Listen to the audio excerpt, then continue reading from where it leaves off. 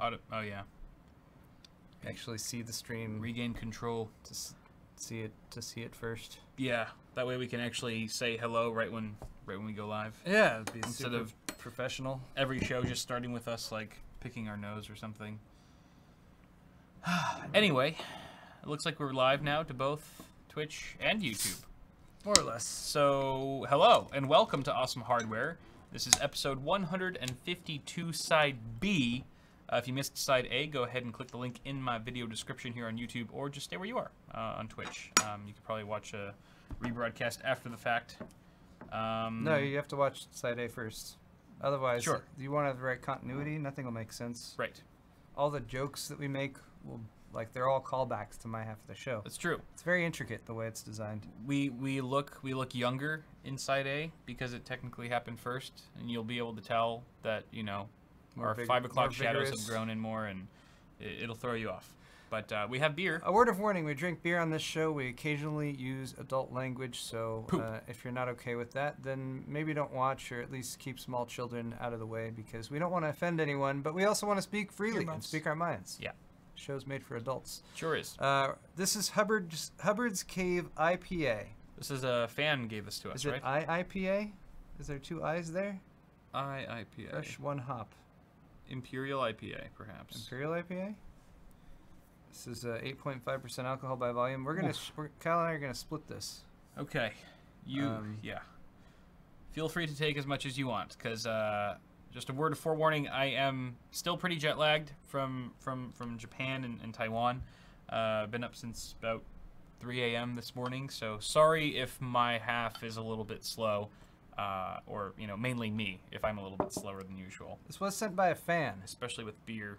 We got a collection of these of nice beers from a fan, but I didn't bring the note that was sent, so you're not pouring very well at all today. No, I'm not. Poured. I mean, it's not the best pour. It's reasonable. I have as much foam as you have beer. I know. It's like inverted. Cheers. Welcome to the second half of episode 152 of Awesome Hardware. Doesn't look that bad if I tilt it. That's good. It's kind of like a hazy IPA. It's hazy. You can see little bits of yeast floating around and stuff. So prior to now, we've been drinking Presidente, which is a Pilsner from the Dominican Republic, which is pretty decent, pretty good. You know, not blowing me away. There's so much more complexity to this, though. That's why I'm like, there's layers. Trying to figure it all out. The snozberries taste like snozberries. Exactly. Just I'm trying beer for the first time. Undercurrent of snozberries. Oh yeah. It's actually very good. Hits you right on the. I really do hope that Wifey Sauce is coming back, because I just remembered that she drove us here. So if she's gone, I either have to. She wouldn't just. I'll have to like take an Uber or Lyft home. She wouldn't just leave you here, would she? I hope not. Has that happened before? I'm like thinking, like, did I say something earlier that made her mad and she just left me forever? I don't know. But yeah, I have no way of getting home unless she comes back. So that's great that I'm drinking lots of beer right now. Okay, so Paul already sort of mentioned that we occasionally will swear and that we drink beer and stuff like that. We also have stores where you can buy merchandise from. Oh yeah. These are personal items, or you know, not personal items. It's not a garage sale. Personal effects. Personal effects. Yeah. Every one of these items my first has been worn by Kyle. Yeah, right. Has some maybe. What I meant to say is that these are personally designed by all of us, by me and Paul and our teams of designers and friends. I'm totally on a good one right now. Really trying to keep to that personal word. I really am. These are personally designed for you. Because I feel like our lovely viewers at home. I feel like these designs represent who we are. You can personally accept delivery of the package once you order personally sign something for it from our stores. It will be personally shipped to you as well. Yes. By our personable merchandise guy. But my store is bitwit.tech/store. You can buy all of these. With all those things. All of these things. There's shirts and stuff. And then Paul's store. Paul'sHardware.net. He also has things at Paul'sHardware.net. If you buy something from either store, you'll get a Johnson shout out. You'll get a double Johnson at the end of the show if you happen to pick up something from both of our stores. There's also lots of awesome hardware merch Yeah. Very awesome Star hardware Wars merch, one. if I do say so myself. Look, Hiro and Nori are on this one. Yep, and me about to kill myself with a bottle. Exactly. So yeah, go ahead and buy all that shit. It helps us a lot.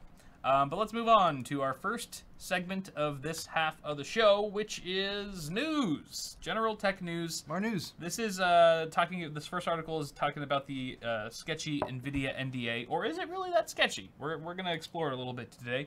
This article was initially from videocards.com.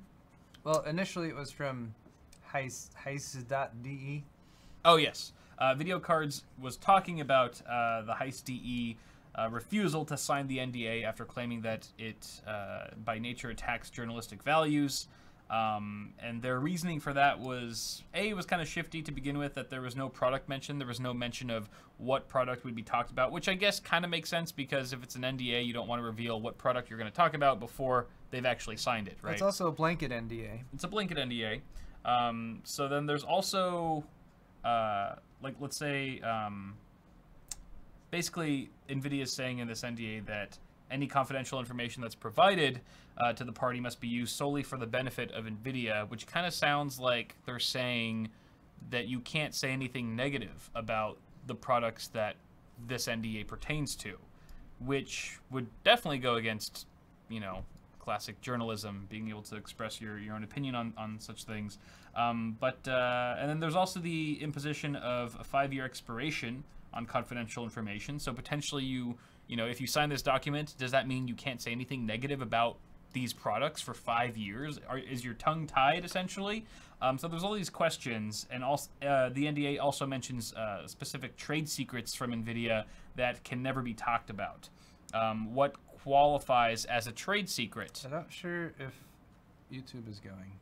Or is it? Oh, yeah, it is. Never mind. Oh, okay. It was just paused. Sorry. Okay. Continue. All right. And it also prevents journalists from posting hypotheses or predictions based on confidential information. So you wouldn't theoretically be able to post any sort of rumor articles that even if those rumors were sourced from third parties, for example. And I guess we should quickly point out that to clarify, these are the red flags according to the article that were thrown up about this NDA, as far as the right. things they're saying, how dare they ask people to agree to these terms? Yeah, exactly. But Gamers Nexus, which is what I was getting to, actually released a video today where they actually hopped on a phone call with a real lawyer and asked him about the details in this NDA, and it turns out that according to the lawyer, it's not quite as, deceiving as people have initially thought. Where it seems pretty standard. Most of the things that they touch on, even though they sound kind of fishy, are probably not. And it'll still be interesting to see which tech reviewers decide to sign this NDA and which ones don't, and their reasons for doing either or. I personally don't have a huge issue with it, especially after hearing that phone call conversation. I can't regurgitate everything that was said, but go ahead and check it out on Gamers Nexus's YouTube channel, because there's a lot of good details there. But I don't know. I feel like this is something to make headlines, but not necessarily a real issue. So just in the interest of full disclosure, I have not signed this NDA personally yet, but it has nothing to do with any theoretical shadiness or egregious terms that I found in it. It was purely because I was distracted and hadn't gotten to it yet. Yeah, I've just been busy. I read this over again after people started sort of calling foul about it, and I really didn't find anything that stood out to me as, again, over the line as far as what they're asking of people. I think it's just a matter of legalese being legalese. It can often be written in a specific way in order to provide, again, this is a blanket NDA. It's made to be something that you sign once. It's not something that you sign every single time NVIDIA launches a new product or anything like that. And there are some terms in here that do provide them a little bit more protection for leaks of confidential information, which they deal with all the time. And my personal opinion is that if you are privy to this NDA and privy to information from NVIDIA prior to launch, and you're a journalist and you're doing reviews or you're trying to provide feedback on a product, someone who does break NDA and share confidential information, or even goes so far as to talking about the NDA itself. As Gamers Nexus mentioned in their video, if you have signed this NDA, the only reason you're able to talk about it right now is because it was published by this website and it is now part of the public domain. Right. So I don't see anything horribly wrong about this. There was one line in here that kind of made me hesitate, and it was about like something along the lines of nothing or everything shall be done to benefit Nvidia or something like that. Solely to the benefit of Nvidia.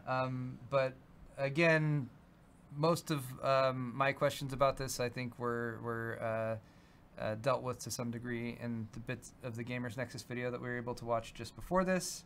And oh, your video on YouTube is unlisted, perhaps. I switched it over to public just a moment ago. Right, maybe double check that, but try refreshing it, guys. It says it's public right now. All right, it's public now, so hit refresh, guys. But yeah, confidential information is confidential information until it becomes public. Once it is public, it is no longer confidential information. So the seems pretty obvious. The referrals in this document to confidential information and like a 5-year, like the 5-year time limit on that.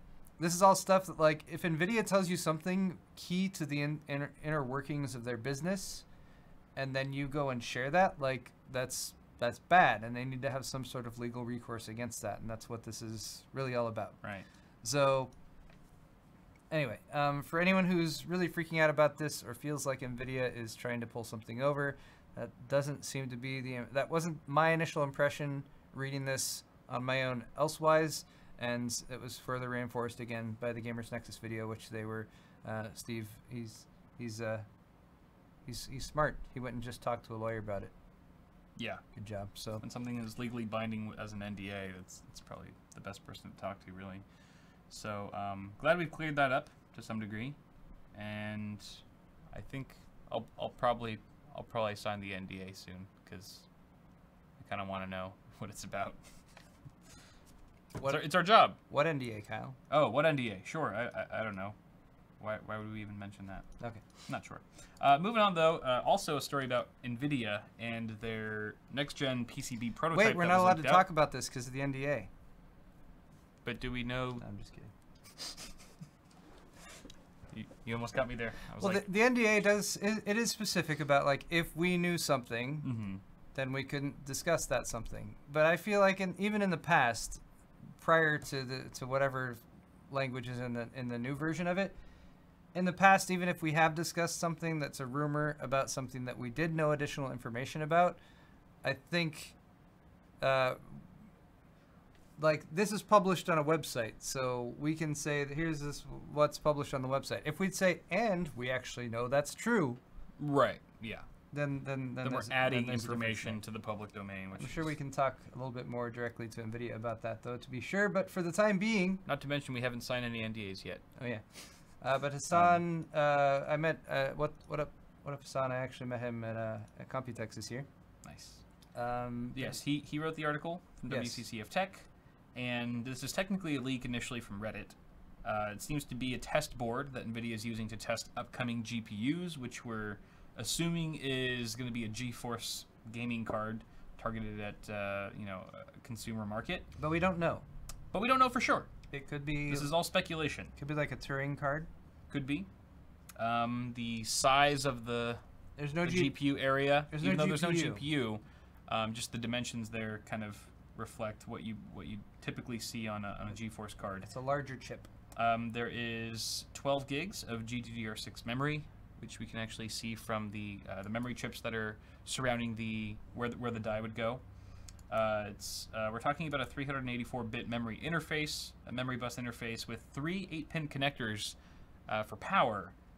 Although that doesn't necessarily mean that whatever reference card this is going to be eventually is going to have triple power connectors.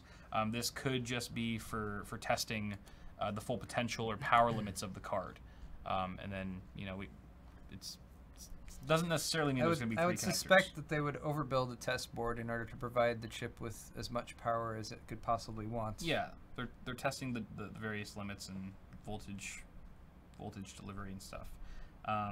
But then there's also a second gen We're not sure if it's going to be brought to the consumer front yet, as the Titan V currently has 2 of these connectors on board, but you can't actually get to use these cards through NVLink. So again, like Paul said, this board might just be over-engineered because it's a testing board. So there's really little that we have to go off here.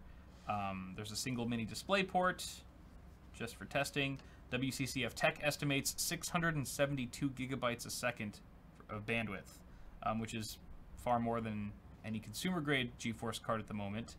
There are 4 blower fans that are spotted at the top of the VRMs for and power delivery, so one could expect higher quality power system on the reference cards. And yeah, I mean, I guess the best case scenario is that this means a potential GTX 1180 is around the corner, hopefully sooner than later. But we'll have more details for you guys as they come to light. Yeah, if you're looking at it from like the pure, like, I'm excited about next gen stuff, you could easily look at this and speculate on that, but it could just as easily be a test board for something like Turing or something on the enterprise level that really doesn't have much application towards the consumer space. Right. But who knows? I think the most significant thing about this is just that the GDDR6 that they're working with, and that it's a 12 gigabyte configuration. Yeah. And the memory bus interface is also something to at least acknowledge. 384-bit isn't radically different than what we've seen in the past, but and I think it's a solid memory configuration. Like if this is the next gen GTX 1070, that'd be super sweet. Probably not. That's a lot of memory for a 1070 successor for sure. Well, the current 1070 has 8 gigs. The high-end 1080 Ti has 11. So jumping up to the next step, you know, making the highest flagship was making the highest end kind of making the super high ends the high end has been definitely done in the past. So yeah, I wouldn't be surprised to see a 12 gig buffer on next gen GPUs. That would be. I mean, heck, sweet. they've had enough time to work on it. That's true. It's been what, 2 years now since the GTX 1080 launched. I think more than that even. Yeah, it's crazy. All right, moving on though. This is an article from prad.de. I believe it's a German website, so I don't know if you have the option to translate it there. Oh yeah, yes, we've done Google Translate. Cool. Wolf in sheep's clothing when a 4K panel works in the QHD monitor. So basically, this article is talking about the 1440p monitor that you have, the Quad HD monitor that you have, might actually be using a 4K panel. As they've learned, as this journalist has learned from panel producers and manufacturers, the cost of producing a 27-inch 4K UHD panel is now at least as expensive or even cheaper than a Quad HD panel. Perhaps because, I don't know, there's such a, I don't know if demand is really it, but maybe that there's so many 4K panels being produced that they've just gone down in price or something, and Quad HD still isn't quite as popular. I guess would be that fabs saw 4K as a more viable upgrade from 1080 and more mainstream than 1440, so they invested more in the manufacturing technology for that. Yeah. But a lot of gamers still kind of keep an eye out for like a solid mid-range, well-priced 1440 monitor, because you can actually game on it without having to have a crazy GPU configuration. Right, and you get a high refresh rate. Yeah, and you can often get a higher refresh rate with that than with 4K. Sure, and so what the article is stating is that in the event of certain supply shortages where Quad HD panels are hard to come by, that 4K panels may be used. So essentially, they're just downscaling that resolution to Quad HD, which at first glance might not seem like a huge deal, but this could pose some issues, because there are a couple ways that you could tell if the Quad HD monitor you were sold is actually using a 4K panel. For instance, the listed resolution and pixel size should match up. For example, a 3840 by 2160 panel should have a pixel size of 0.16 millimeters, and a Quad HD panel should have a pixel size of 0.23 millimeters. So if you see on the spec sheet that you have a 2560 by 1440 panel, but the pixel size is 0.16 millimeters, that could indicate that there was some interpolation going on. Which is kind of interesting. But that, I mean, pixel size isn't really super common, I think, on a lot of spec sheets for panels these days.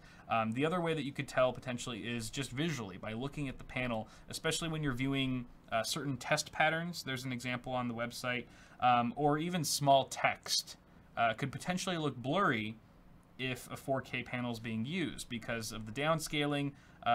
This blurriness could take place because of, again, the interpolation that's going on in the downscaling process. So, and this may also limit, you know, your maximum refresh rate being a 4K panel. According to the article, there's no way as of now that you could actually flash the firmware to allow for native 4K resolution. So don't go out and buy. Question. Right. Don't go out and buy, you know, a bunch of 1440p panels and hope that you can flash them to 4K. That seems to not be the case as of now. But it's something to be aware of. Can you use the pencil trick? You could use the pencil trick, yes. It's highly effective. We're unsure how many models are being handled or changed in the market right now or being affected by this trend. We don't even know how widespread this trend is. So we'll keep a close eye on this as well. Hopefully pred.e has some updates in the future. Moving on. Michigan researchers are claiming that they've created the tiniest computer in the world. This is an article from Hexus, and the computer is called the M3, which is a 0.3 millimeter cube computer developed by University of Michigan. What you see there is the computer on the right and a grain of rice. Oh, that's rice. Yes. So it looks absolutely gargantuan. I thought it was like a I don't know what sperm. I don't know. Maybe icing. Icing. I don't know. They put the mini computer on a cake. But so that's impressive. So it looks like a little mousetrap. How do you solder these wires? That's you've got to have a machine do that. I'm pretty sure. Probably. That is super duper tiny, like almost microscopic. I mean, not microscopic. It's but so cute. It's so tiny. And I guess people are still debating on whether or not this can be called a computer because it has very minimum functionality. For example, it lacks the ability to hold data once it's powered down. So it only has volatile memory. It doesn't have like actual hard storage or anything like that. And that's actually because University of Michigan removed the fixed storage capacity just to reduce the size even further. That's cheating. So that was a compromise that they made, and you know, and there's certain applications where you don't actually need non-volatile memory. So you know, I'm curious to see. I'd be curious to know how much bigger the computer would be if they added in hard storage, for example. A tiny computer running on a RAM drive. It's garbage. Just RAM disk. They need to make a new form factor for this, though. Yes. Micro ITX. Mini micro. Nano ITX. Nano, yeah, that's a good one. Nano ITX. Super nano. Micro nano. Micro nano ITX. Micro nano ITX. Micro nano ITX mini. That has a nice ring to it. Let's go with that. Rolls off the tongue. They've also switched exchanged diodes for switched capacitors for light tolerance. So apparently this non-volatile memory, by the way. Non-volatile. Thank you for the correction, Jet. Perhaps this is a light-powered PC. Apparently, it's got key components including a processor, RAM, photovoltaics, which I'm not sure, but maybe that's the nodes, or the light capacitors that I mentioned. It also has some wireless. Photovoltaics would be like photovoltaics, like a solar panel. Oh, a solar panel. Okay, yeah, that makes sense. And then also wireless transmitters and receivers. Certain applications that the M3 has been used for so far include oil reservoir monitoring, biochemical process monitoring, surveillance, which is kind of creepy, tiny snail studies, sounds cute, and cancer studies. This is probably the most worthy application thanks to its highly accurate temperature monitoring ability. I think it can actually monitor temps to an error of like 0.1 degrees Celsius, which is really accurate. It can be used to monitor temperatures inside of tumors, and that can better help doctors decide how to evaluate cancer therapies and things like that. So This thing's actually been put to use and is changing the game in certain fields, so that's kind of cool. But let's talk about something that's maybe a little bit more relevant and usable for us techies, including the Samsung SSD, this Samsung crazy ass SSD. It's enterprise, so you probably won't see it in many gaming builds or anything, but they've managed to cram 8 terabytes onto their next gen PCIe 3.0 by 4 NVMe SSD. Screw you, new Reddit. We're going to old Reddit. There we go. Yeah, I'm glad that they give us the option for old Reddit. Old Reddit. It's nice of them. This article's from Tom's Hardware, and this SSD is absolutely insane. It's not much bigger than your typical M.2 drive. It's 110 millimeters by 30.5 millimeters, just 8.5 millimeters wider than M.2. Huh. It's actually part of the NF1 form factor, not M.2. But it's focused on enterprise and data center markets. Same interface? Same yes, M.2 it looks like it's still got that like M key or B key or whatever. Yeah. But you can definitely tell that it's quite a bit wider. Huh. So I'd be curious to see if you could actually stick this in like a Z370 motherboard or something like that. Thanks, Tom's Hardware, for once again posting a completely irrelevant video to the thing I'm trying to watch. What the heck?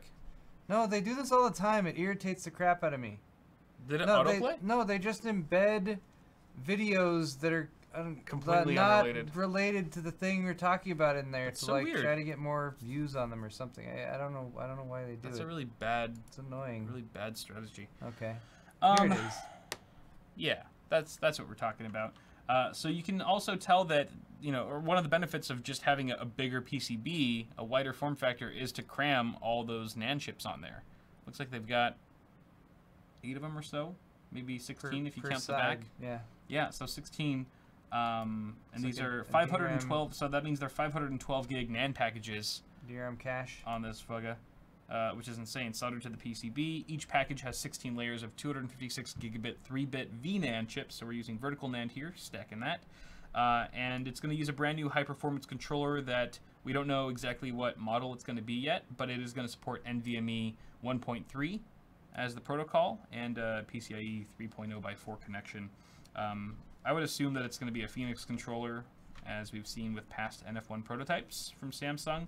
It's going to allegedly hit 3,100 megabytes per second sequential reads and 2,000 megabytes per second sequential writes. Very fast, really good for data center use. Offers 4 kilobyte random read performance up to 500,000 IOPS and 4 kilobyte write performance up to 50,000 IOPS. It's also going to have 12 gigs of LPDDR4 memory to accelerate the data processing and improve energy efficiency. And this will all be backed by a 3-year warranty. No mention of price, because it'll probably make us cry. But there you go. I think one of Samsung's partners already was boasting about putting like 72 of these in like a RAID or something and having like half a petabyte of VNAND flash. It's cool. I wonder if they need some sort of new hardware, though. I mean, just because of the wider size. I mean, I'm sure there's tons of motherboards with M.2 interfaces that the plug would physically be compatible with, but right. But wouldn't actually fit in the slot on the motherboard. Because I don't know what NVMe protocol is being used right now for like mainstream boards. NVMe? What do you mean? Like this one says that it supports the NVMe 1.3 protocol. Oh, didn't know they were versioning that. I hadn't seen those yet. I imagine it would be faster transfer speeds. Yeah. So maybe maybe that means it would PCIe work, but it just wouldn't. 3.0 by 4. It's not PCIe Gen 4. No. Okay. Yeah, that was a correction in the article, but I guess time will tell if this is actually a viable component to put into like a gaming PC or something like that. That'd be interesting. That'd be kind of cool to test out. It'll either work maybe at a slower speed that's reduced because the protocol's slower on that board in particular, or it just won't work at all. Donald from chat says vertical mount. I think that's true, actually. Vertical mount? Like I have some Asus boards that have a vertical M.2 mount. Oh, like the DIM.2? Where maybe on the DIM.2. I mean, it's really just a matter of like width. Well, I don't know if there's anything beyond just the physical form factor preventing you from plugging this into an existing M.2 slot. Yeah, that would be a big question. But if that's the only limiting factor, then yeah, I mean, some of those vertical ones have enough space width-wise to support something like that. That's true. Oh yeah, I know what you mean. Yeah, like there might be like the sticks just standing straight up, Yeah. Oh, okay. Yeah. So we'll have to see if the NF1. We'll have to see if NF1 includes any requirements on like the software side, other than just the physical form factor difference. Yeah, and the slot will also have to take whatever key that is. Oh, it'll take it. It'll take it and it'll like it. Damn it. It'll enjoy it every minute. All right. Before this gets out of hand, let's move on to our final article for Tech News, which is about EK. EK expanding their liquid cooling kits with their EK Kit RGB 240 and EK Kit RGB 360. This is an article once again from WCCF Tech, and these kits will include everything you need for a custom loop if you want to cool your CPU. So no GPU, looks like. No GPU is here, but if you want to do a nice little loop on your processor, you've got everything here from the water block, which is an EK Supremacy Evo RGB. You also get either the 240 or the 360 Coolstream PE radiator. So those are 40 millimeters thick, which kind of gives a nice balance between thickness and performance. I've used the PE radiators before. They're super high quality, very reliable. They do a good job. And then there's the XRes 140 Revo D5 RGB PWM Pump Res Combo, which obviously everything here has RGB, it seems. Pump res combos are really nice. They're easy, no fuss, kind of easy to mount in your case. The integrated solution definitely frees up a lot of space, and looks like a shorter reservoir, but it's a D5. It's a D5. It's a really high quality pump. I think it's their flagship pump actually from EK that is going to be even good if you wanted to expand this loop in the future. It's going to have enough power to it to keep the flow rate up and saturate the whole loop. And then you've got the EK Vardar Evo 120ER RGB fans, which feature things that you would expect from radiator fans, like high static pressure and obviously RGB. Soft tubing. This is going to be a soft tubing kit. Obviously, they're not expecting you to bend your own tubes here, so it is going to include a number of ACF fittings and cryofuel clear fluid from EK as well, with all the mounting accessories you might need. Pricing for the 240 model starts at €399, and the 360 model is going to go for €439. So that seems to be what, like $350 and $400 US? I'm not exactly sure on the conversion right now. Yeah. But it'll be slightly less for the United States prices.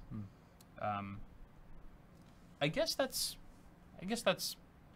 I don't know if you're saving a ton of cash as opposed to like buying all the parts a la carte. Just a little bit. I think you're probably saving a bit from the bundle, but you gotta be serious about your cooling. You gotta really want it to spend that much on just cooling. The kits are nice for people who have never done water cooling before, because it's got like kind of all the basics that you would need to put it all together, and you can kind of have that assurance that you're going to be able to set up your water cooling loop for your CPU. Yeah. So like if you took this, like the 360, and you added a water block, like a GPU block is going to be 100 to 120 probably, plus a few other fittings and whatever. So say another €200, then you could get a full water cooling loop for, you know, 650 to 700. Again, that's euros, so hard to say how much that will be US dollars. Right. So water cooling is expensive, but EK makes good products, so yeah.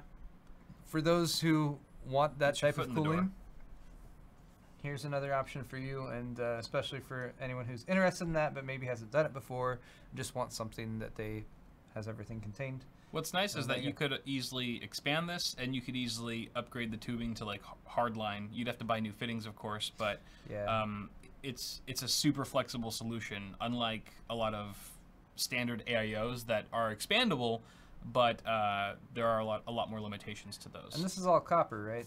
Like, right? Their aluminum line has a specific name that isn't included here. That's I forget. yeah. Yeah. So I'm Yeah, so it's got to be copper. And the Supremacy Evo's copper. So yeah, it's all copper too. So that is nice. There you go. All right, cool. Moving on to our next segment, we are bringing back Ask the Audience, where Paul and I ask you guys a series of questions, 3 questions to be exact, and then Paul and I have to sort of guess what your answers are to see how well we know you.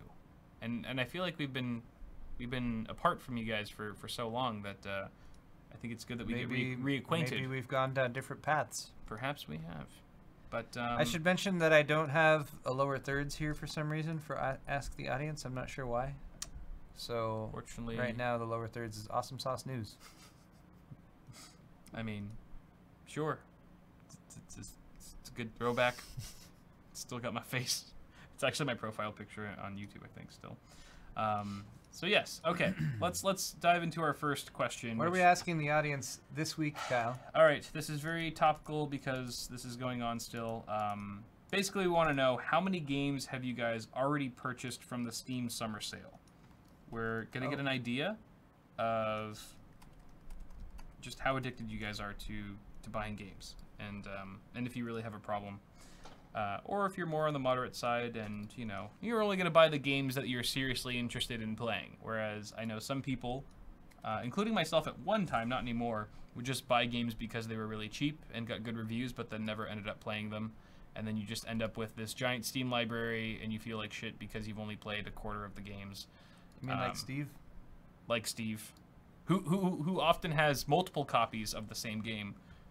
So that he can like share it with his wife and other people who come over for LANs and stuff. Well, Steve has like an extra Steam account for friends. He does. That he keeps populated with active Steam licenses. If that's not indication of a hardcore gamer, so that if like a friend happens to stop by and he's like, "Hey, you want to play some video games?" He's like, "Log onto the Steam account and we can play." I have 3 of every game. And you have no excuse, and you will play those games with Steve, and you will enjoy it.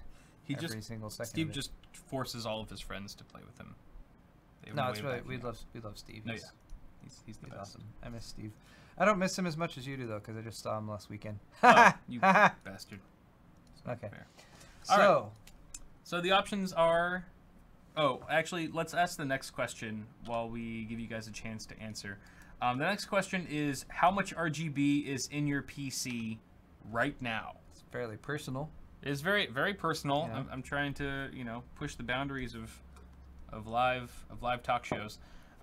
So yeah, obviously RGB has been around for several years now, and it's a very polarizing topic. Some people love it, some people hate it, and some people just don't care. So Paul and I are going to guess pretty soon here where you guys lie. But let's go ahead and answer the first question. Paul, how many games do you think on average our average consumer buys or has bought already for the Steam Summer Sale? Okay. I'm gonna vote for 1 to 2. Okay. And just to make things interesting, what percentage do you think that will comprise of? 32%. 32%. Yes. You think about a third of our audience right now has already bought 1 to 2 games from the Steam Slightly less than a third. Okay. Also comprising the majority, which means that I will win and answer this question correctly. Okay. Well, that's the answer I was going to choose, but since you already chose it, I'm going to do 3 to 5 games. I'm going to say 3 to 5 games. 3 to 5, says Kyle. And I'm going to say that 13% of viewers have already bought 3 to 5 games. 13% with 3 to 5, and somehow that's the winner? No. I don't think you're doing your math correctly. No, not that it's the winner. I'm not saying... But you just chose it as the winner. You just said 3 to 5 is going to be the winner. Well, I'm seeing which of us is more accurate with our percentage. Well, I wasn't aware of that. I didn't. Oh. I didn't know that just percentage accuracy was Okay, all right, the fine. most key thing. Okay, fine. Then I'll argue that it's going to be the highest percentage at 31%. Okay. That's my. As long as you're over that's my vote. 25%, then I think it could technically work out. Yep. I'm Price is writing it. Price is writing it right now. So would you say 35%? 31. 31%. 31%. 35. Sneaking, ready? sneaking in one. Yes. All right, results. Go ahead. 0. Whoa. 0 wins with 60% of the vote. Nobody gives two Wow. shits about the Steam Summer Sale. But I mean, look at how on point I was initially with my initial answer of 13%. Is that exactly what That's you exactly what I mean, if we were playing it that way, I would have nailed it. said? Technically, I won, though. Technically, you won based on with the way we 2. decided to None of us chose 0. angle it. Wow. So Wow. everyone's just so over the Steam Summer. People have too many. People have too many Steam games, I think, already. Yeah, they've already bought them all. Past Steam sales, they've bought so many games. Right. That now People are buying games at a faster rate than new games are coming out. New desirable games are coming out. And which I is guess that's how we're gonna reach the gaming singularity, is when the number of games produced has more mass than the number of people playing the games, then the games will play causing them to collapse into a black hole. I'm not sure that's how it works, but I hope it doesn't work that way. That sounds scary. But at that point, I think all Steam games would be free. So. Oh, then that sounds good. It works out for everyone, I think. All right, bring on the black hole. Free games for everyone. Okay, let's talk about our last question here. The last question for you guys is who should run for the president? Who should run for president of the United States next? I'll throw some of these in here. I feel like we've tried to veer away from politically charged questions. Well, we don't have to argue why we think the thing we do, the choice is right, but I'm more curious to hear what the audience has to say. Of course. See, we're asking the audience about their opinion on this, not us. We're innocent. We just get to guess what we think the audience would pick. This doesn't reflect on us at all. But before we... I mean, assuming for the sake of just assessing this question that you've put together here. Yes. With 0 input from me, by the way. I just want to point that out. Why? What's wrong with it? So other than presumably, like, I don't want to say this. So the most viable option here on this list would have to be Donald Trump, simply because he is the current president. Your options you're providing us beyond that, none of the other options are a person besides a 5-year-old and Kanye West. Which are arguably not people either. All right, I guess this will be a good question for... Again, this is to see how well we know our audience. This will say more about them than any of the people or things on this list. I can't wait. I can't wait to see what the answer is. Because you know that will, whatever is answered most will determine the actual president. Like, it will become truth. In the meantime, though, it's time for us to make our choices for how much RGB is in the fans' PCs. Okay, so none, some, or a lot.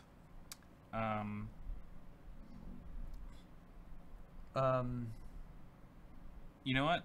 I think I chose first on the first one, so. Okay. I want to believe it's a lot, but my gut is saying it's just some, because there's still a lot of people who built their systems before the RGB craze. So I'm going to say some, but not a lot of RGB. There's at least maybe 1 to 3 components in your build that has RGB lighting, whether you've configured it to actually do the RGB like color changing cycle, or you've just set it as one static color. That still counts as RGB in my opinion. So I'm going to say at least some RGB has infiltrated most of our viewers' builds at this point. Based on the first question, I'm going to go with 0, the 0 answer, because that definitely won for the first time. So none. That's how it works. RGB is a devil. And are we gauging percentages here again? We can, just for fun, for Let's shits and say gigs. over 50%. Okay. And I'm going to say 38. 38% for some. 38% have some, which leaves like 10% or less for lots of RGB. I'm going to say 42. 42 instead. Upping it to 42? All yeah, right. I'm upping it to 42. Let's see if Kyle's last second change has given him the lead. Oh, it did. Yeah, it got me closer. What did you said before that? It was like 38, and then I upped it to 42. Wow. I'm doing pretty well, actually. RGB has become such a thing on the market so quickly, I feel like. Right? Also, this terrible ampersand thing at the Good end old there. straw poll. All right, so I lose. I mean, none was second, but definitely you win there, Kyle. Wow. Okay. And then And still a quarter of people have 25%. copious amounts. Their rigs are dripping in RGB. See, and this is why I love for Ask performance the Audience, is because I've learned so much about you guys now. Yes, I know all of you personally now, based on what your rig looks like. It's just an Exactly. extension of your own beautiful faces.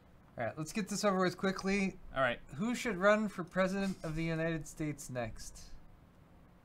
I mean, I guess I should also point out, like, Donald Trump, he started off his re-election campaign like a week after he was elected, so he's already there. He's doubling down already, for sure. He's doubling down on himself. So he's not who should, that's who is. Who is, yeah.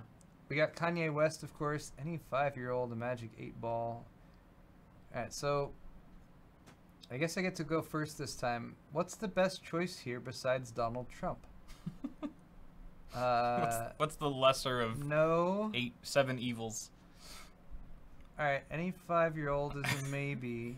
Magic 8-ball. The fact that Kyle's left nut and 5-year-old. All right, Google Assistant is, but see, it's pre-programmed. I can't. Coin tosses or potato. Jeez. I really left us with a lot of great options.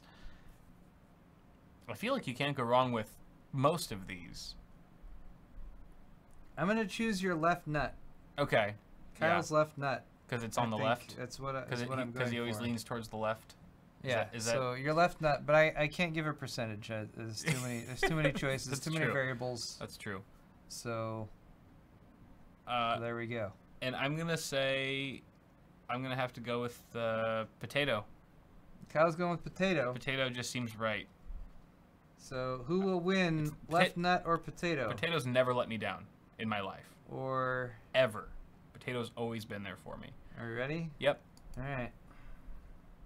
Left nut. There you go. Hell yeah. Nice. Hell yeah. With a double Trump. I'm very excited about Kyle's left nut. In second place, tied with potato. Donald Trump and potato have tied for United States president. It's a great day in America. Potatoes, vodka, Russia. Obviously, there's connection there. Okay, never mind. It's all connected. See, we're getting too far into it now. Conspiracy. What's next, Kyle? And now we do QA and Johnson. Oh no, I'm sorry. Pin my PCs. Pin my PC. This is a segment where you guys submit photos of your crappy rigs, and Paul and I tell you how crappy they are. Good. No, most of them are actually pretty decent rigs. We just give you some pointers and suggestions on how to make them nicer.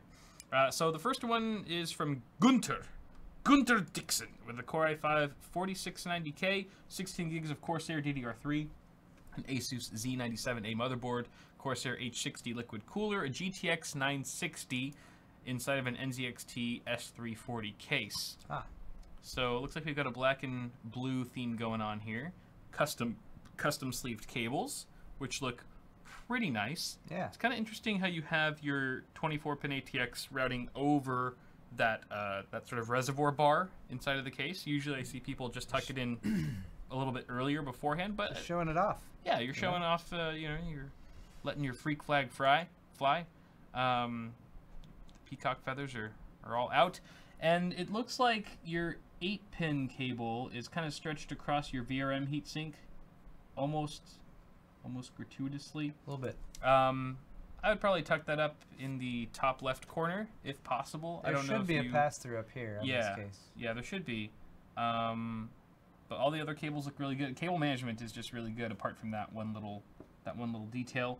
I'll also say that you could probably take off the sticker on your NIC, on the rear I/O there on the motherboard, the Ethernet one. I mean, it does match technically because it's blue, but it also has the yellow font on it, and it's a nitpicky thing, but I guess that's a good thing that I have to be so nitpicky because the system is mostly pretty much good to go.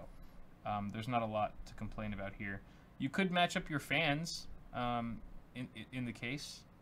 You have a clear one up top and just a regular stock NZXT case fan at the back. I usually like to see those two fans matching because they're so close together, and it helps tie things together. It also looks like you painted your SSD to be blue, or to have some blue accents there, which that's nice. It's good to match things up. And Samsung 850 Pro. Yeah. The Samsung label, usually that's orange on that. Right. I appreciate that. Yeah. That's a little detail there. Looks like you got the right shade of blue there. And that's the other thing, is that the blue in your cables actually matches the blue in the case perfectly. Where with blue, you often see the two types of, like, the sort of royal blue that you have here, and then like the baby blue, kind of like lighter blue that was kind of a little bit older, that you found on older generation boards. But this matches up perfectly, so good job on that. I agree with everything Kyle said. The only thing I really wish here is that this GTX 960 was a different card, like a 970 or just one of the ones that has the 6-pin or the 8-pin down on this end. Right. And it's really a minor thing, again, similar to the other nitpicky things Kyle mentioned. I just feel like if that was going straight up to a plug down here at the end of the graphics card, it would a lot cleaner. It'd just be a little bit cleaner. Yeah.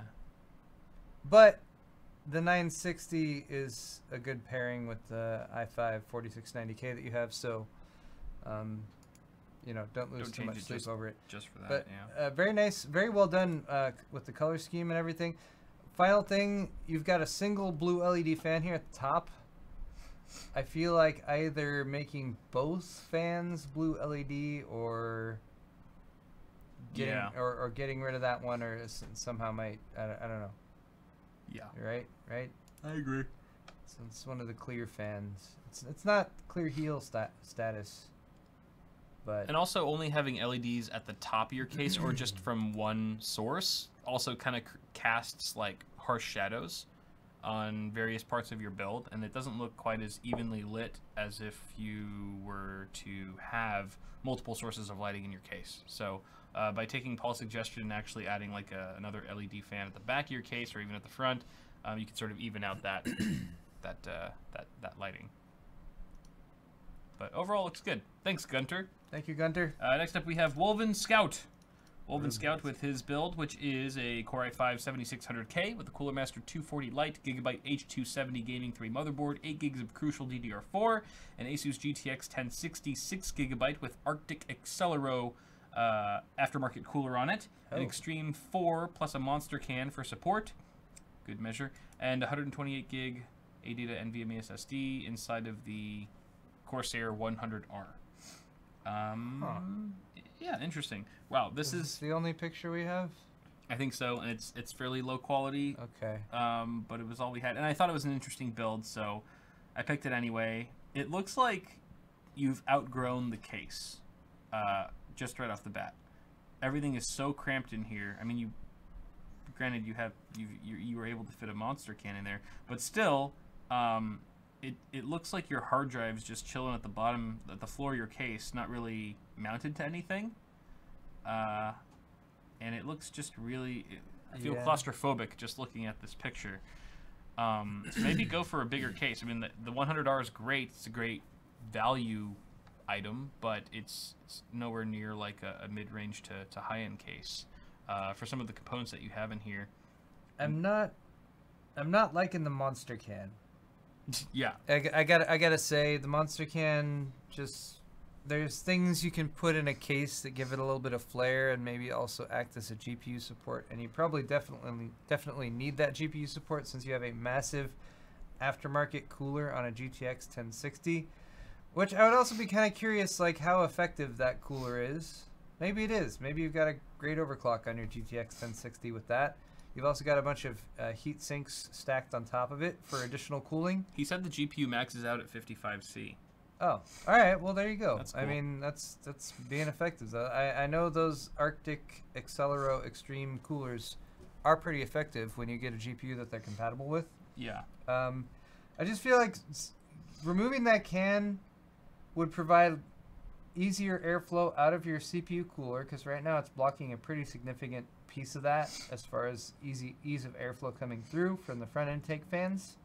And also just, it's a can, like it's kind of an eyesore. It doesn't really yeah, look all that like you know, it's not like an action figure. Like, you know, that's very common. You see little action figures or figurines inside of, something like that. which I think would it's be like nice. kind of cool because it looks like more of a diorama thing. When you go to college and you drink like handles of alcohol and then you save the handles of alcohol and put them up on the shelf as decoration, that's not a good decoration.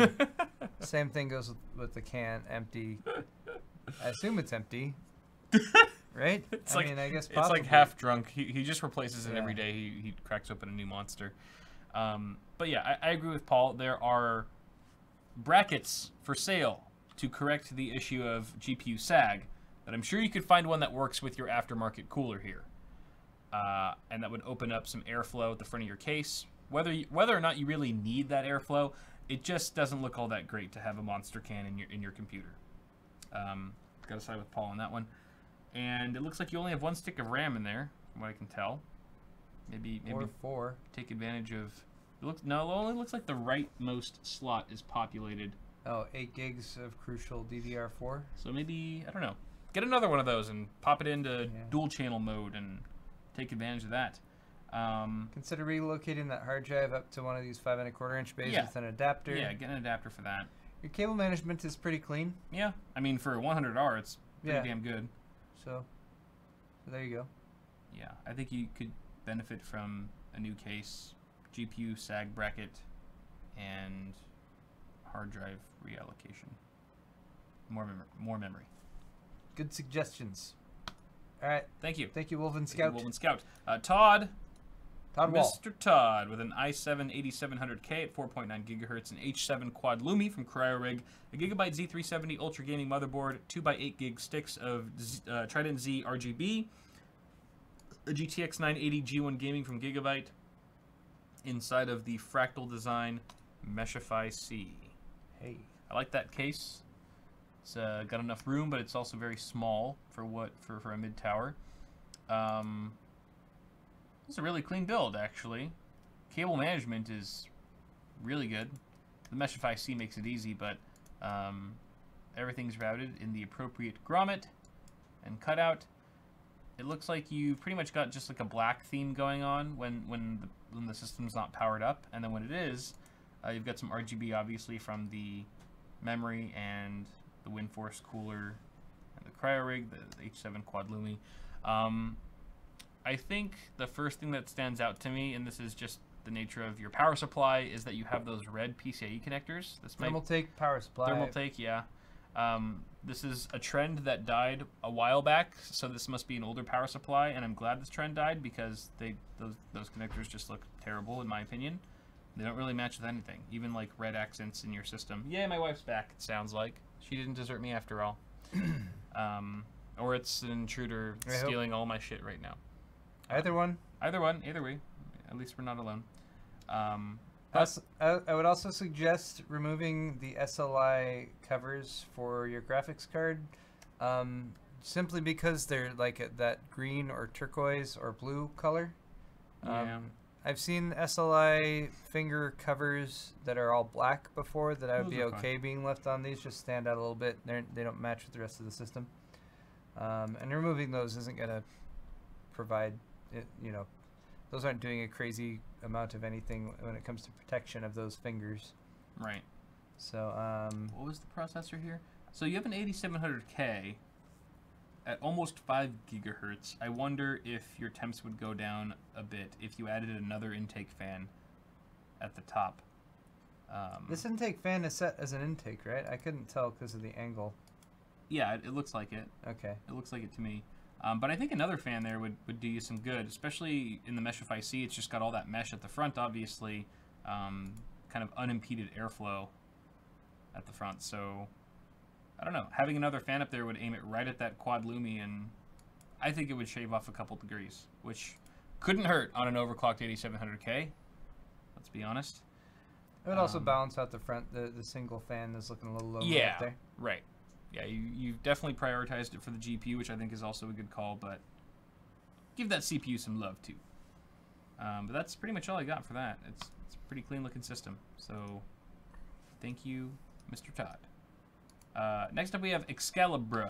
Excalibur. R7 1700, a GTX 1080 Ti for the Win 3, a B350 Pro, 4 motherboard, 16 gigs of DDR4, 3200. Inside of, once again, a Meshify C. That's coincidence. I didn't realize when I was picking these that they were Meshify Cs back to back. But looks like he just took the advice that I just gave, which is having 2 intake fans at the front. Yeah. Which looks very nice. It's evened out, and both the CPU and GPU are getting equal amounts of airflow there. And you've also got some figurines in here. Looks like, is that the monkey, the ape from, what's his name? From Overwatch. Carl. No, Winston. George, yes. That's the next thing I was going to say. I think it's baby. It looks like baby Winston. There's, yeah, little baby Winston. Very cute. And then we also have a Metroid. I'm just like talking about the figurines now. I've been distracted. Side blinded. Metroid attacking a broken can of spray paint. I'm not sure what that is. Whoop-ass. Whoop-ass. But then I like the badges on the bottom on the power supply shroud. Okay. Add some charisma to the system. And it looks like you've matched it up. It looks like you're going for some teal accents here with the ring of the AMD Wraith Stealth cooler. I think that's a Wraith Stealth, or maybe it's a Spire. And then teal on the GeForce card. Looks really nice. The cable sleeving is really like your cable management is very clean, but I'll say that the cable extensions that you're using look a little bit frayed. They just don't look super straight like you see in a lot of showpiece builds, and I think that's just a matter of training the cables. Even though like they're in this current condition, they're even hard to train, because once these cables get warped, it's hard to bring them back to just that perfect smooth curvature and straightness. So I'm not sure what could be done about that, but I can't speak to the full-time location of this PC, but it looks like it might be on the floor. Which is a big faux pas, just a big no-no Paul's pissed when you're sending in your computer for awesome hardware. He's getting angry. If that is the case, then this layer of dust here on top of the power supply shroud, is probably going to have built up a lot faster there than it would have if you were to have taken this PC, which looks pretty nice, and it looks like you've done a fair amount of investment in the aesthetics of. Maybe move that up somewhere you can actually see it, and somewhere that you won't accidentally kick it with your foot. And you can somewhere that it won't get super dusty all the time. You can tell he leaves this on the floor regularly, because the cables are still plugged in the back.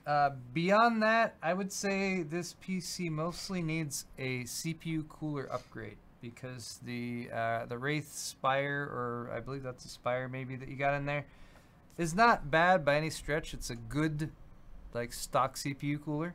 But you got a 1080 Ti in there. You spent a decent amount of money on that. Maybe consider upgrading your CPU cooler to kind of be more in line with that high-end piece of kit. Right. And although you're using a B350 motherboard, which I believe is from ASRock, which isn't crazy good for power delivery, you might be able to get yourself some lower temperatures, maybe some better sound, some quieter operation with that. Yeah. Maybe even a better overclock. That 1080 Ti is going to be giving off some serious heat under load. Yeah. And that heat is going to go straight into that dinky little stock cooler for your CPU. So, yes, I agree with Paul. But thank you very much, Excalibur. And then finally we have Jason. He is very self-aware of how atrocious this build is. He said, I figured you guys would enjoy this one. It's 4 to 9 years old. It's in pretty wide range. On floor. On floor, sagginess, dust, cabling, and go. Have fun, gentlemen. Ooh, a half 932. That's an old school case. i5 4690K, overclocked to 4.39 gigahertz. and an Asetek 240 AIO, 16 gigs of HyperX, and we have a GTX 970 from MSI. Inside of, the half 932. Ooh. We don't even get a painted interior in here. No, you do not. And just look at these pictures. I mean, the dust on that power supply is insane. That's a good power supply. Yes. HX 1000. Yes. I still have my HX 750 going strong. Damn, that sag. Holy moly, that's some serious sag. But it's also because just the cables, I think, are just dragging it down, it looks like. I mean, where do you even begin? Yeah, cables are pulling it down. Where do you even begin? And look at the first picture with the CPU. You can see the hard drive just... Hard drive's just kind of hanging out in there. Free balling it. That's a bold choice for a spinning mechanical hard drive. I'm sure it's fine if it's just sitting there. And I mean, obviously he's been using it for a while. Sure, it's probably fine. Just fine, functionally speaking. Right now. But certainly looks awkward. And I mean, you're already there. Why not just get the adapter for it, for the 5 1/4 inch? It could fit right there. It's perfect. It's good to go. You're not even plugged into the second optical drive there. It's just chilling. We've got some of the clear heels LED fan, white clear plastic red LED fans at the top. So just a piece of work. A laundry list of egregious Pimp My PC faux pas here, and I don't know where to begin. Should we even attempt?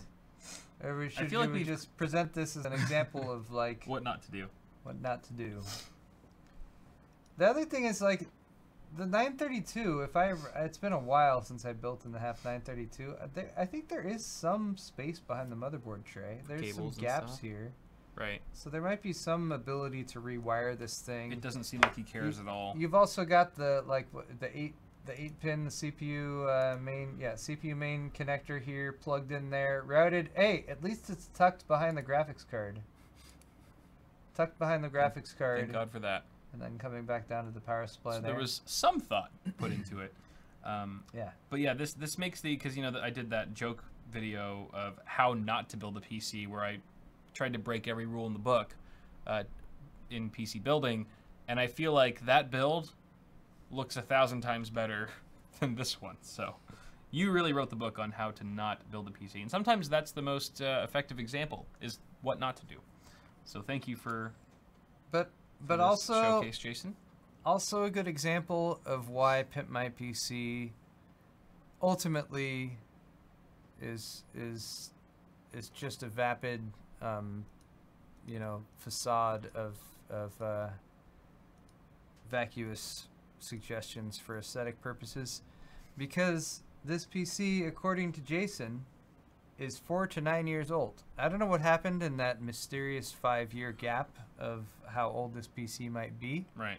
But obviously for at least 4 years, this PC has been working just fine. So who are we to judge? It's true. Yeah, I guess joke's on us, huh? I guess so. God damn it. Well, anyway. Nice job, Jason. Thank you, Jason, for your submission. Thanks to all you guys for sending in stuff for Pimp My PC. Yep. And we're going to end the show. We're going to end the show with some quick donation. Oh, yes. Let's see. Donation comments. Where are we?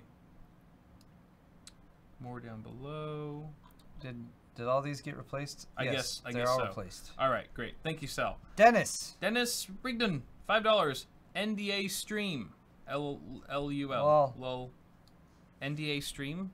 Talking about the Nvidia NDA. We're not NDAing this stream though. Nothing's NDA. We're not gonna pull an Nvidia on you guys. That's not like us. Followed all the rules. We're open. We're transparent. No reason for us not to get our GTX 1180s. Okay. I want to. Bazinga X, $5. Leaving wife drunk and passed out in motel. Pie to follow soon. Wait, what? Talking about your wife. Are you sure he's not talking about his wife? I assume it's your wife. I don't know. Leaving wife drunk and passed out in motel. Pie to follow soon. I don't understand what this all means, but I kind of don't want to know. I don't like the pie part. What's wrong with pie? Now I'm just like looking over my shoulder, waiting for wifey sauce to come in here with a pie. Pie is delicious. Because that's happened before, mind you. Pie has snuck up on me, in my face. I love pie. Entered my face hole. All right, Wishbone, $5. Kyle, ashamed of you for not going to E3 this year. Haha, JK. Seriously though, next year maybe? PS5 and Xbox Scarlet? Potentially. Obviously, E3 conflicted with my travels in Asia this year. E3 is an event I've only attended once, and I didn't have the greatest experience the first time around because I feel like you really need to know industry contacts in the gaming field in order to make the most of that event, to get the inside scoop and to be able to cut all the lines that, you know, the plebs have to wait in. So I don't know. It remains to be seen whether or not I'll go in E3 anytime soon. But any interest in E3, Paul? I mean, it's never been something that I've rejected outright based on what it is itself. It's always just been way too close to Computex, and I know how jet lag is for me coming back from Asia, and I don't want to deal with anything in the week after I get back. Right. That involves, especially when you're jet lagged. Yeah, it's just I just know how it is, and so I don't want to deal with it. If E3 was like 2 weeks plus after Computex, which it might be in the future depending on how scheduling goes, then I'd be totally open to go. Yeah. Yeah. Well, let me know if you do. Okay. I might come with. Will do. All right. Next up, we have one from Tom's Brumsbits. Tom's 50 Norwegian krona. Kyle, let Paul pull one hair. You just won't let that go, will you, Tom?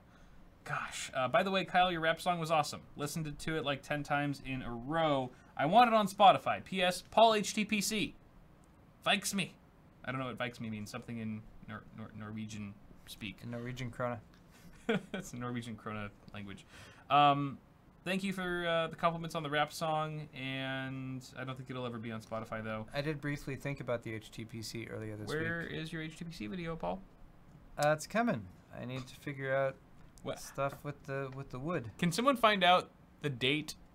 11 months ago. Where Paul was first asked on this show about the HTPC. Well, my actual HTPC video was 11 months ago. Okay, so it was probably the show right after that. When's part 2 coming? They probably didn't waste any time. So almost a year now. Well, you know, it's the most highly anticipated Paul's Hardware video you'll ever watch. I'm just building up anticipation. He's a master. He's a master at content releasing and scheduling. So stay tuned for that. All right, next up we have Jason, $12.34, 1234. Which case would you suggest for a mid to high-end build, 8700K, Cooler Master H500M, or Fractal Design Define R6, or a Cougar Panzer? Thanks, guys. Man, those are all great cases. Those are all really good, and it's really going to boil down to which one you think looks the best.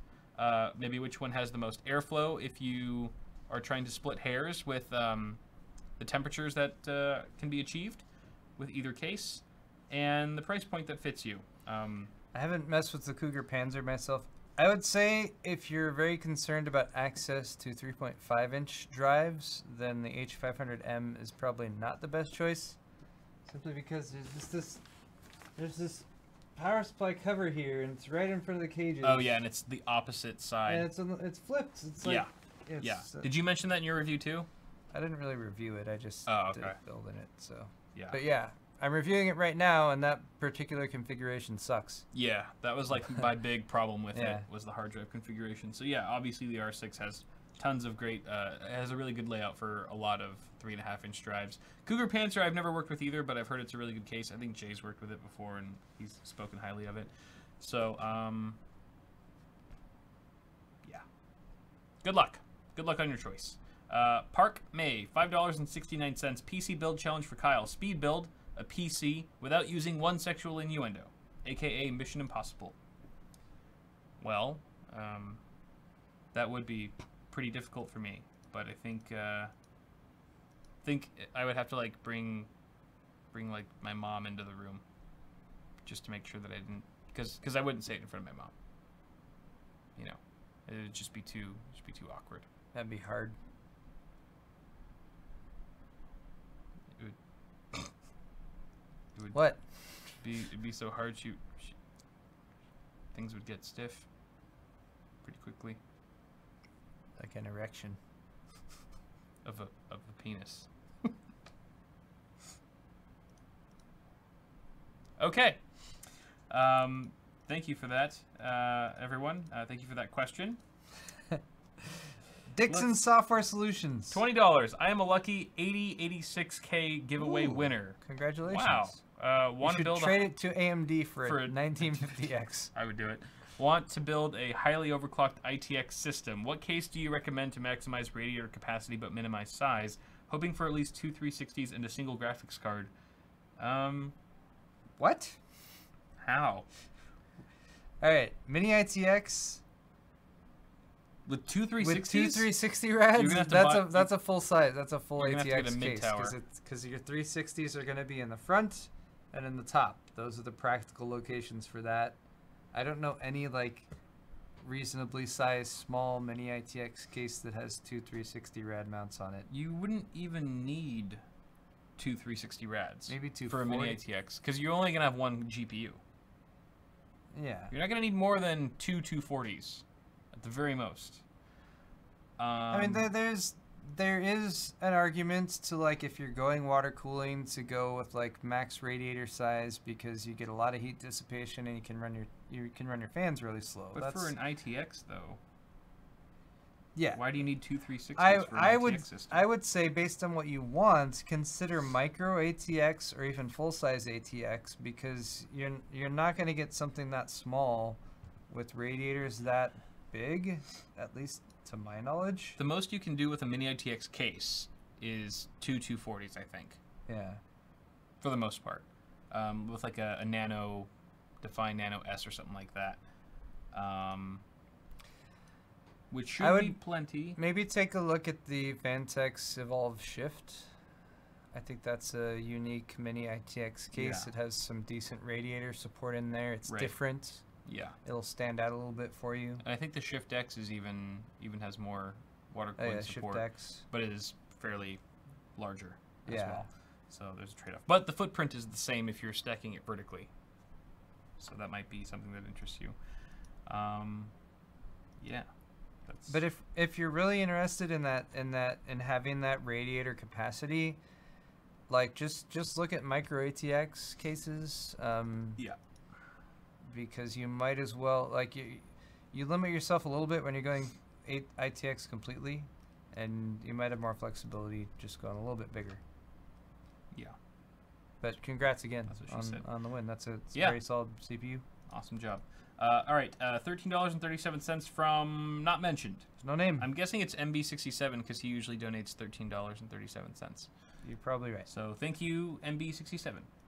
It is 67, right? I think it's 67. Thank you, MB. Kyle liked your coverage of Computex and the Part 1 Japan vlog as well. Keep up the great work. Cheers. Thank you. We worked hard on the Computex coverage, and the Japan vlog was very fun. Very fun to make. I'm glad you guys enjoyed watching it. I enjoyed making it. Brendan Gallagher, $10. Kyle, what shirt are you wearing? Also, would the 1050 Ti be perfectly fine for 720p gaming? I am wearing a shirt that someone randomly gave me at Computex when we were at we might have been at an industry party. Oh, no, it was on the show floor. Someone just handed me the shirt. It might have been a vendor. They're like, here, take this. Does this look like a familiar logo to you at all? At first, I was like... It's kind of like a cougar. Is it cougar? I don't know. Is this the cougar logo, guys? It says... Blink. Blink. Right? Blink. That says Blink right Okay, there. I never noticed that. So I guess... Blink. Blink? I'm not sure. I can't remember who gave me this shirt, but I've been wearing it ever since. It fits me really well, and, you know, it's black. I usually wear black, so... Yeah, it's a nice shirt. It's got a cool design of a tiger? Cheetah? Panther? It's a cougar. Jaguar? Cougar. So many cat animals. It's a blinking cougar. A blinking cougar. But thank you. And then also, would a 1050 Ti be perfectly fine for 720p gaming? Yes, it absolutely would. You could even do 1080 at high settings for most games. Tanner Brushaber. Tanner, $5. Brushiber. He even, like, mentions how to phonetically say it. I love you guys. Gamers Nexus, Wifey Sauce, and Cell Processing 2. Any thoughts on the InWin Mars fans? Thank you all for that you do. Or, wow, thank you for all that you do. The Inwin Mars fans, those are the ones that have the flexible articulating arms, right? And the ones you can sort of position in your case however you want. Am I right?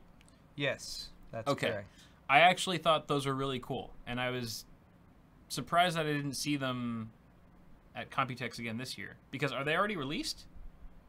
I saw them last year, I feel like, right? Yeah, they were there. They were definitely there last year, but I haven't seen anyone use them. I haven't seen them in anyone's case. I haven't seen reviews. I never even caught wind that they had actually been released.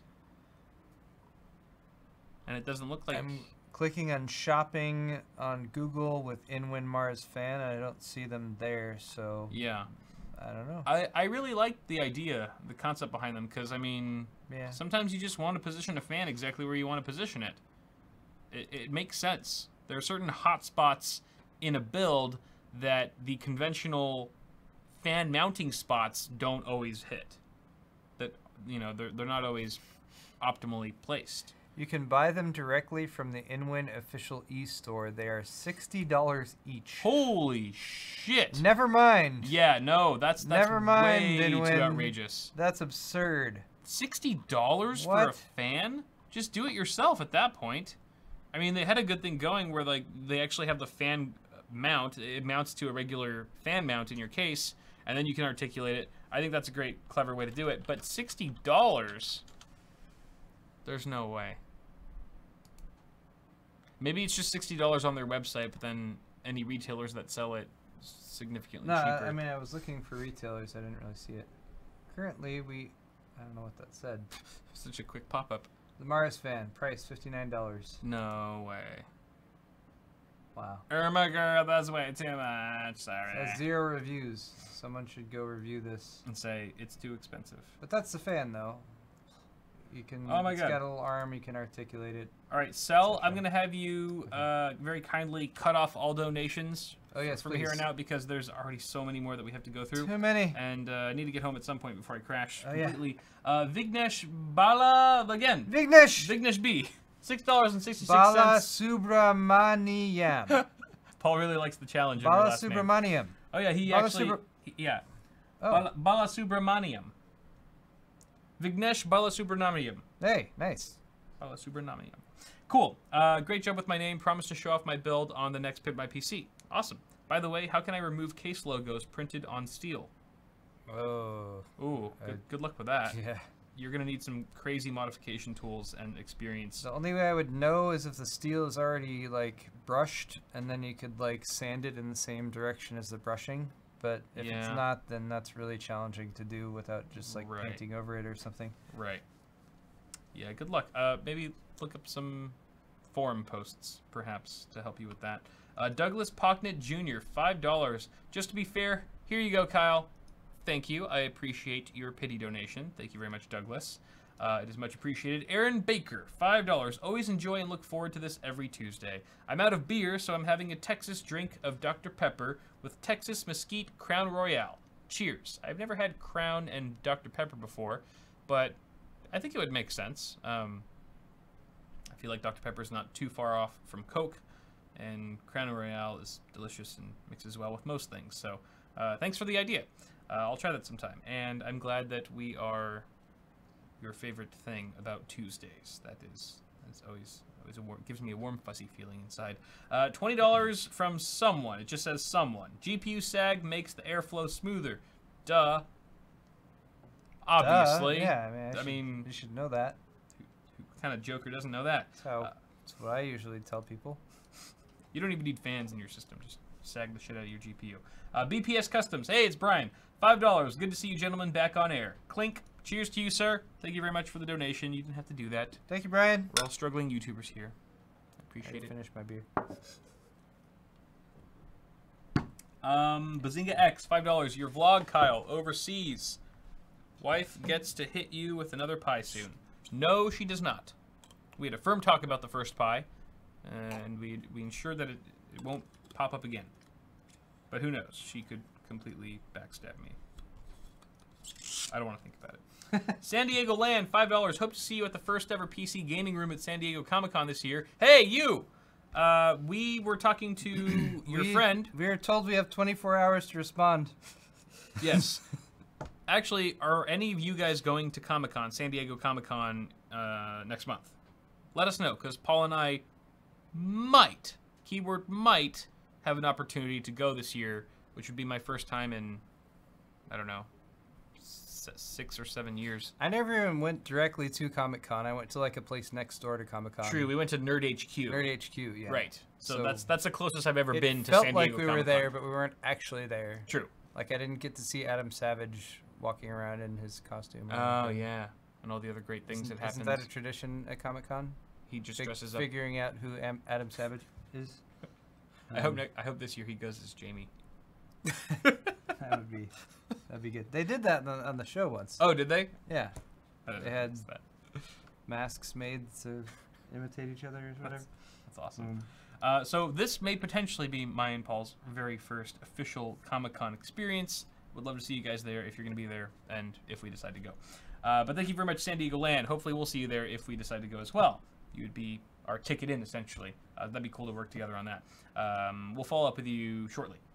Jason, $5. I'm crying here. Thanks, guys. I plan on pulling that awful build apart and rebuilding it. Maybe I'll submit after pictures. Cheers and Skull. Yeah, dude. Please let us know or send me some images of the new and improved build. If you guys don't remember, he was the last build that we looked at for Pimp My PC, the one that had the crazy sag and the cables everywhere in the half 932. I would love to see some after pictures. That would be great. That would be a perfect candidate for a before and after type of event. So thank you very much for that, Jason. Appreciate it, man. David Lapsley, $5. Doing my first everything. PC build, custom loop, custom cable making, case modding, and liquid metal. Damn. That's going to be like a 100-hour project. So Godspeed. Good luck to you on all that. Especially the custom cable making. That's the only part that scares me out of this list. But it's fun though. I'm sure it's going to be. It's so worth it. If you have the time for it. If you have the time. It's fun. And the patience. And patience. Time and patience. Good luck. Tweet us some images of the finished product. I'd love to see it.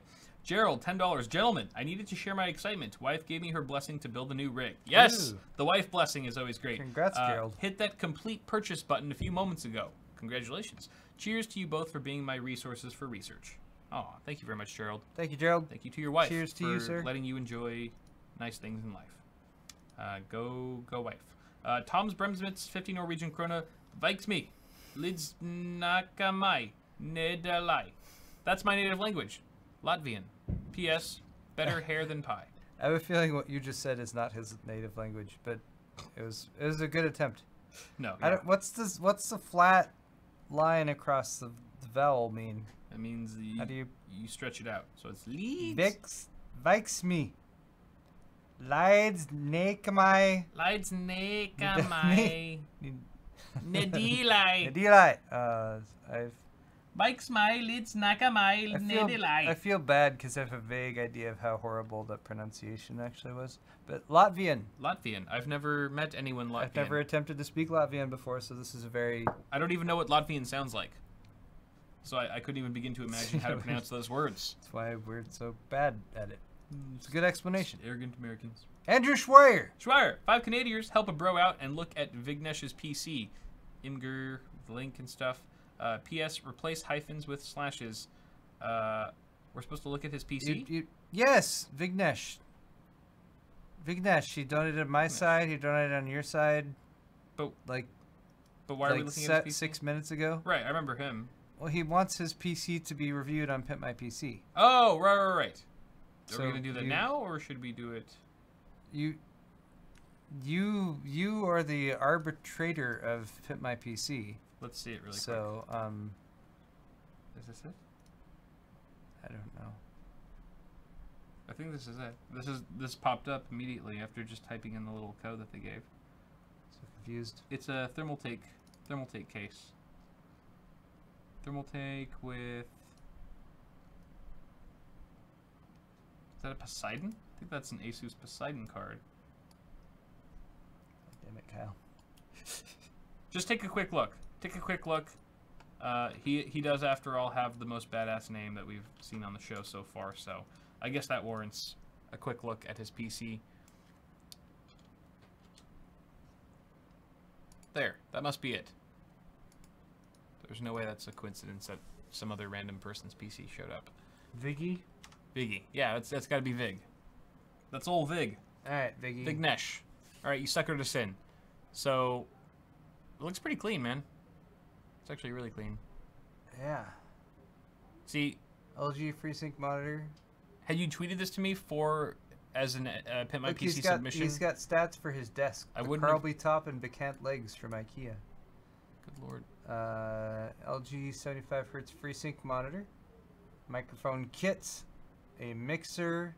Phantom mechanical keyboard. Corsair M65 Pro RGB mouse. Ryzen 7 2700X. Asus Strix R9 Fury, which is a good combo for that FreeSync monitor. G-Skill Ripjaws 5 3466 MHz memory. An ASRock X470 motherboard, Master SLI AC, Samsung 512GB SSD, and a Corsair RM750X power supply. Thermaltake Core P3 TG case. It's a nice build. Yeah. Super clean, and looks like you spent a lot of money on the system. I would spend some money on... I like the white cable extensions. I would potentially upgrade your speakers next. That does kind of stand out. I mean, since we got the full desk look. Everything else is so premium and high quality, and then the speakers look like they're from like 1995 or something. That's true. But who knows? They could be super... Speaker They could be sleepers. They could be sleeper speakers. The PC itself, though, is looking super clean. Yeah. I mean, all right. I was about to say from this side, the tubing here looks like it's stretched, but when you look at it from this, it's actually not. So right. that's really just the angle it was at. Right. Very clean on your GPU cable and your 24 pin. I like the exposed cables coming out of the power supply itself as well. So yeah, super clean build there. I'd almost like to see a bit more splash of red throughout the build instead of just the card. Like, I don't know, I think some like red, maybe like some red Ripjaws 5 would look really nice. Yeah, maybe one other accent there. Just purely aesthetic at this point because everything else is perfect. Yeah. So I'm just nitpicking and stuff, but overall, really nice setup, dude. Yeah, other than that, I mean, it's really the whole desk setup that we need to upgrade that to match the look of the PC, I think. Yeah. But very nice, clean setup. Thanks, man. Vignesh. Thank you. And then finally, we have Seth Klein, 5 Canadian, or should I sell my RX 480 for 300 Canadian for a GTX 1070 Ti for a 1440 monitor, or wait for next gen so lower prices? Ideally, sooner the better, but should I wait? Right now, yes. Trade your 480 for a 1070 Ti. Yeah. That's a great swap. Prices are dropping. The high prices of AMD GPUs are dropping a little bit more slowly than the Nvidia ones, so you're getting a lot more performance out of a 1070 Ti, which is essentially a GTX 1080, like at reference clocks, basically. Overclock that shit. So yeah, I think that's pretty solid advice. If you can get that straight across, I would definitely do that upgrade. And yeah, sooner the better is probably also a good solution there. Yeah. That's all we have for donations. Thank you guys so much. Just see it. We're gonna do a Twitch raid. Johnson's? After we do Johnson's, which we're doing right now. Alrighty. I have 2 Johnsons. Mark, stay positive. Stay positive. Thank you very much, Mark. Dennis Johnson for you. Dennis from Florida. Thank you for getting the thumb screw, the desk mat.